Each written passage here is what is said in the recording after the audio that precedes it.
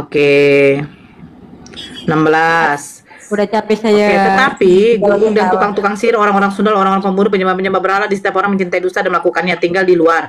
Aku Yesus telah mengutus malaikatku untuk memberi kesaksian tentang semuanya ini kepadamu bagi jemaat-jemaat. Aku adalah Tunas, yaitu keturunan Daud, bintang timur yang gilang gemilang. Nah, terus yang mengutus malaikat untuk menguatkan Yesus itu siapa? Yang mengutus malaikat apa? Untuk menguatkan Yesus ketika Yesus ketakutan. Ya dirinya sendiri lah. Masa Tuhan yang lain? Jadi Yesus mengutus malaikat untuk menguatkan dia. Nggak ada itu. Sebenarnya itu terjemahan LA-nya salah itu. Kalau di oriteknya bukan seperti itu.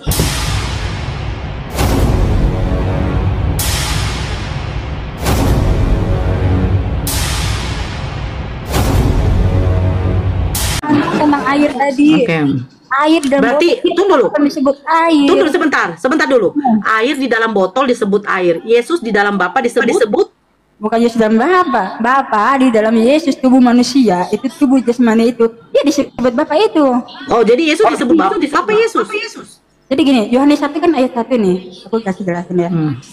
Nyamuk banget nyamuk. Nyamuk, jangan gigit Tasya dong. Yohanes 1 ayat 1. Pada mulanya adalah firman. Firman itu bersama-sama dengan Allah. Firman itu adalah Allah. Ya. Allah ini di dalam 1 Korintus 8 ayat 6, Allah itu disebutnya adalah hanya ada satu Allah saja, yaitu Bapa. Sekarang jadi, saya tanya, Yesus di dalam Bapa disebut apa? Yesus di dalam Bapa.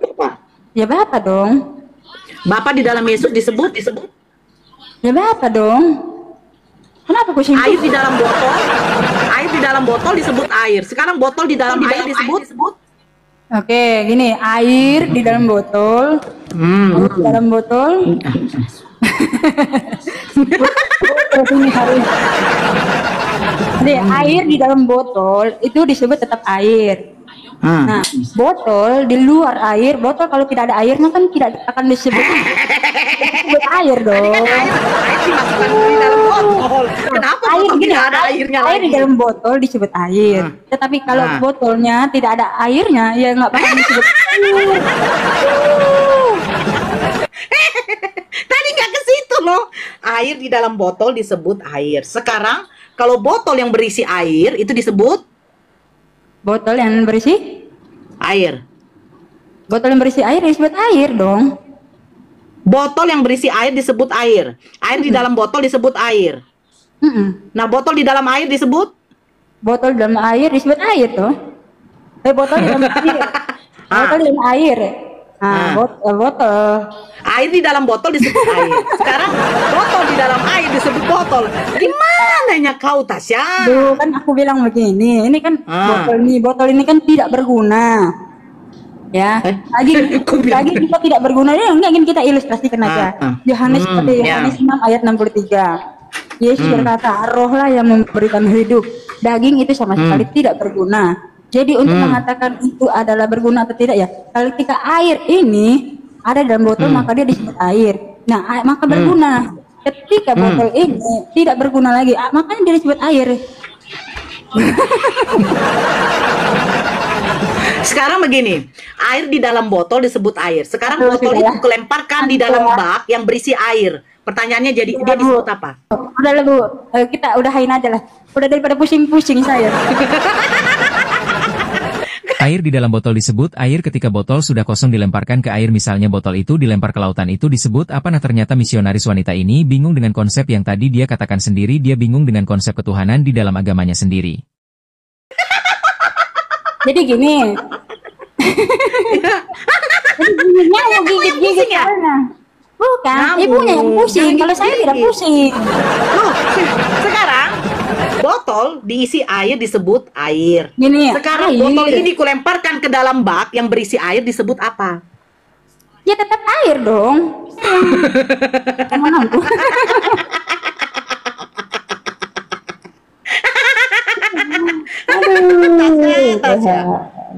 Aduh, kapan-kapan kita diskusi nanti ya lagi ya. Ya, teruskan.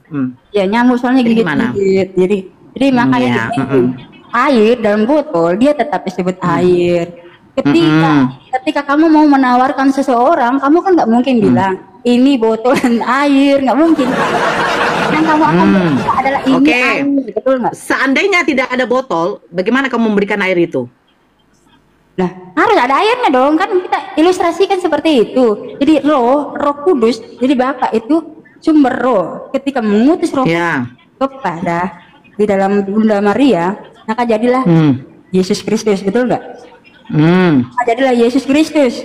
Nah, ketika Yesus Kristus ini hidup seperti di dunia, maka dia adalah sendiri, karena di dalam dirinya banyak dia berkata, Bapa di dalam aku di dalam Bapa. Perkataan-perkataan yang kukatakan ini bukan dari diriku sendiri, tetapi dari Bapa yang berdiam diri. Di dalam aku, Ya, Bapa yang melakukan pekerjaan-pekerjaannya, itulah Bapa itu. Jadi Yesus di dalam diri Bapa disebut Bapa. Yesus di dalam diri Bapa. Bapa itu kan roh. Harusnya roh itu Bapa di dalam aku di dalam Bapa, sama aja. Karena Yesus, disebut Yesus. Iya. Oke, jadi yang dilahirkan Bunda Maria ini Yesus. Iya, Bapak itu sendiri sama. Semakin membingungkan guys. Semakin memperkosa akal sehat. Ketika mualaf Nora bertanya, jadi Bunda Maria melahirkan Yesus, apakah itu adalah Bapak itu sendiri? Dan dijawab oleh misionaris wanita itu, iya sama Yesus ya Bapak itu sendiri. Nah, apakah dengan demikian Bapak dilahirkan oleh Bunda Maria? Bingung Deoten, bingung-bingung. Berarti Bapak dilahirkan oleh Bunda Maria? Enggak, Bapak, Anak dan Roh Kudus itu hanyalah gelar-gelar aja. Oke, jadi yang mengutus malaikat Gabriel ini siapa? Ya dia sendiri lah, masa Tuhan yang lain. Jadi Yesus mengutus malaikat Gabriel menyampaikan kepada Maria bahwa Maria akan melahirkan dirinya. Iya kan? Dia akan menggenapi kelahiran anak laki-laki. Iya betul. Maksudnya yang dilahirkan oleh Bunda Maria ini adalah Bapa yang mengutus malaikat Gabriel yang akan dilahirkan Bunda Maria ini adalah Bapa itu sendiri. Nih, saya kan kasih tahu Roh Kudus diutus di Bunda Maria, maka jadilah seorang anak laki-laki bernama Yesus Kristus. Nah, ketika roh itu ada dalam dirinya, itu bukanlah beda pribadi dari Bapa, melainkan satu pribadi. Satu pribadi. Tidak ada tiga pribadi. Yang dikatakannya begini ya. Sebentar ya. Dalam bulan yang ke-6, Tuhan menyuruh malaikat Gabriel, itu artinya Yesus. Tuhan menyuruh ya malaikat. Karena gini. Ya, sebentar. Nah, tunggu dulu.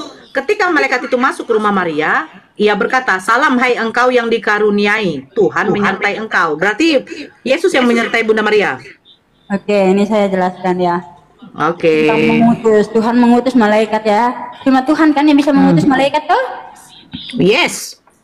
Wahyu 22 ayat 16. Aku Yesus telah mengutus malaikatku untuk memberi kesaksian. Dia mengutus malaikat. Apakah di sini bukan Tuhan?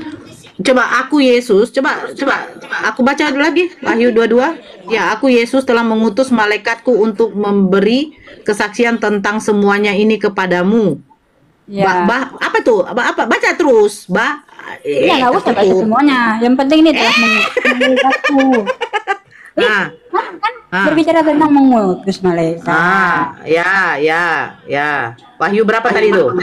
Wahyu 22 ayat 16. Oke.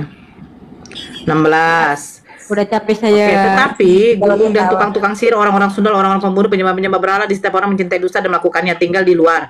Aku Yesus telah mengutus malaikatku untuk memberi kesaksian tentang semuanya ini kepadamu bagi jemaat-jemaat. Aku adalah Tunas, yaitu keturunan Daud, bintang timur yang gilang gemilang. Nah, terus yang mengutus malaikat untuk menguatkan Yesus itu siapa? Yang mengutus malaikat apa?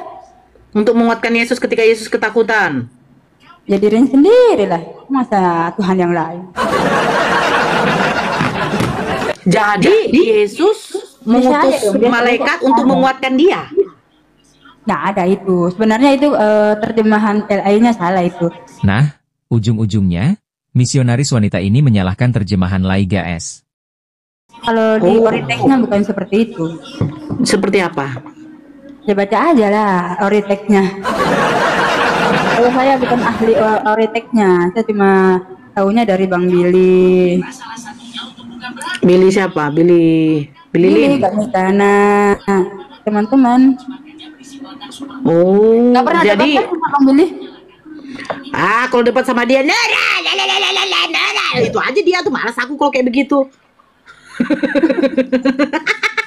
Kalau debat sama Mika, nah kayak gini loh, Tasya, aku diskusi sama lu, ya kan? Sama kamu gak naikkan orang. Kalau Mikana beda. Kalau dia sudah apa, dia naikkan orang. Itu saya nggak suka. Dia nggak konsisten.